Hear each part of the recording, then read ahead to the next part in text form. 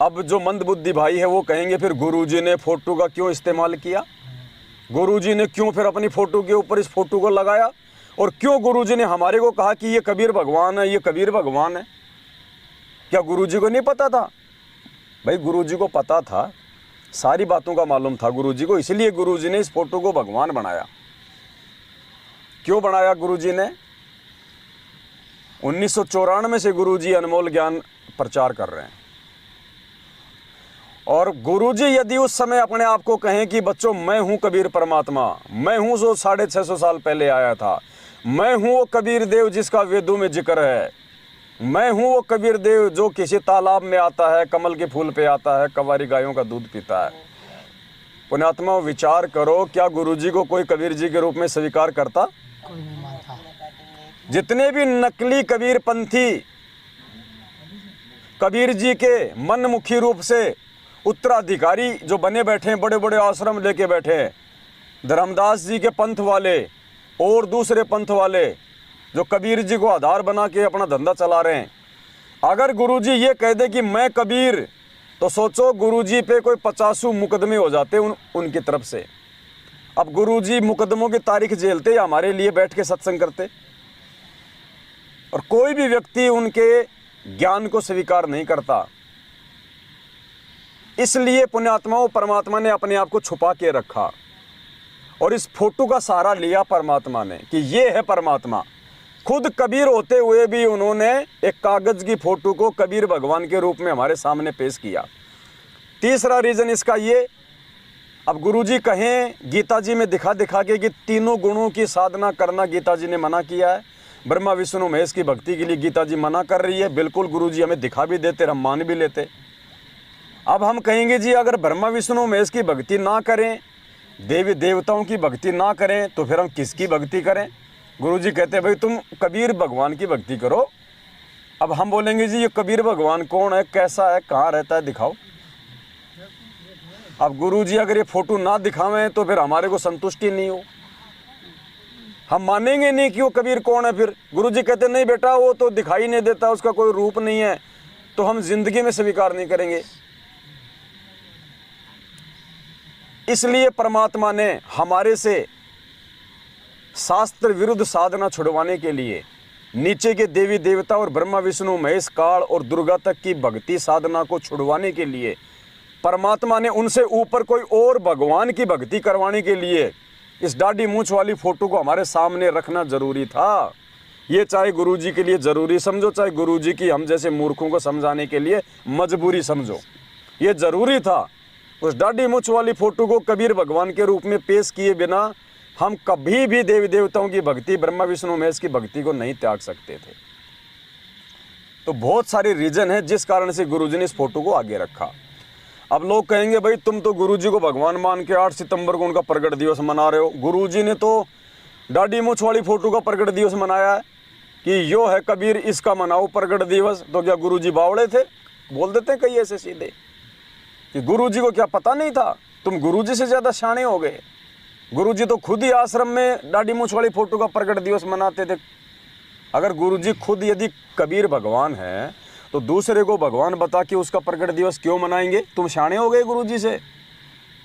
पुण्यात्माओं इसका एक सीधा सा जवाब यही है कि जब तक वो लाखों की मूर्ख संगत अपने गुरुजी को कबीर नहीं मानेगी तो गुरु तो किसी दूसरे को कबीर मान के प्रगट दिवस मनाएगा।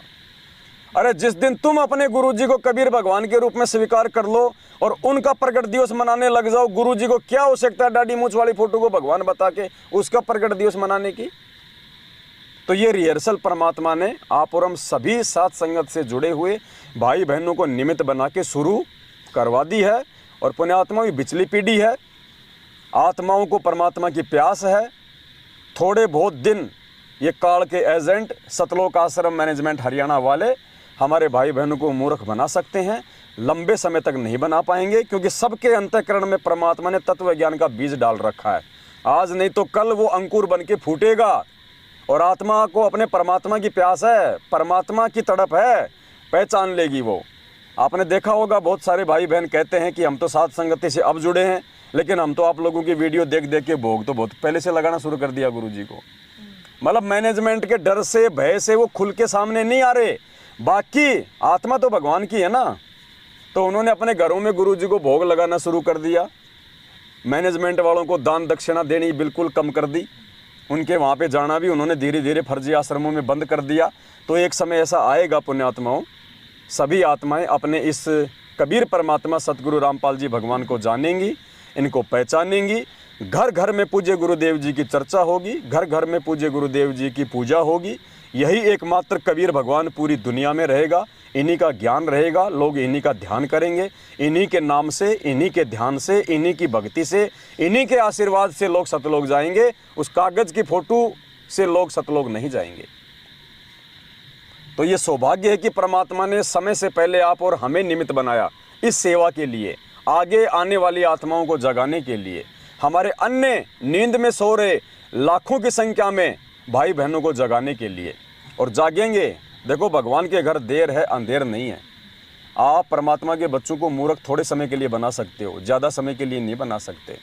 और 7 साल हो गई, लोगों ने अच्छे से आप मैनेजमेंट वालों का आचरण, आपके कुकर्म, आपकी उल्टी भक्ति विरुद्ध हरकतें सब ने देख ली हैं।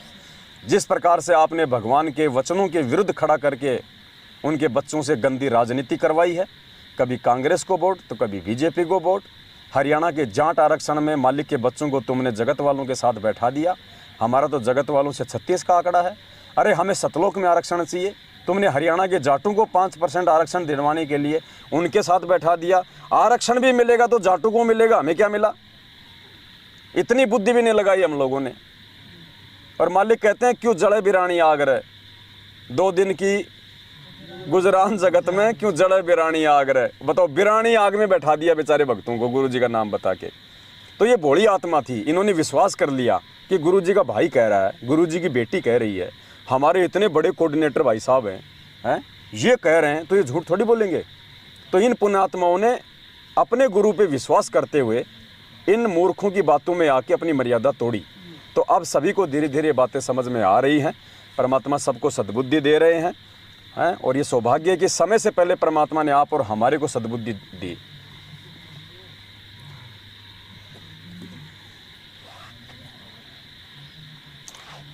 अब एक परमात्मा की महिमा का छोटा सा हम एक सभी भाई बहन मिलके एक शब्द गाएंगे। उसके बाद फिर आगे की साथ संगति कंटिन्यू रहेगी। अब देखो, आज की साथ संगति को रुकवाने के लिए काल भगवान ने कितना जोर लगाया। पहले तो भंडारे के बीच में बारिश कर दी भयंकर, तो परमात्मा ने भंडारा भी करवा दिया नीचे बैठा के। अब ऊपर साथ संगति के लिए बैठे तो लाइट को गुल कर दिया। तो कोई बात नहीं भैया, तू कुछ भी गुल कर दे, तू कुछ भी फुल कर दे, हम तो भगवान के आसरे हैं। और ये छोटी छोटी हमारी परीक्षा भी होती है। परमात्मा देखता है कि ये नालायक देखिए, क्योंकि मौसम ठंडा हो गया, बढ़िया हवा चल गई, मच्छर है नहीं, तो गुरु जी देख रहे हैं कि ये गधे भंडारा लेके अब सोएंगे या फिर ये मेरी महिमा गाएंगे। देखता है परमात्मा कि इनके अंदर ये यहाँ पे सोने के लिए आए हैं या फिर मेरी महिमा करने के लिए आए हैं। तो परमात्मा ही सद्बुद्धि देते हैं। परमात्मा ने हमें हिम्मत दे के बैठाया, नहीं हम तो खा पी के कब के आधे से तो लेट भी गए थे।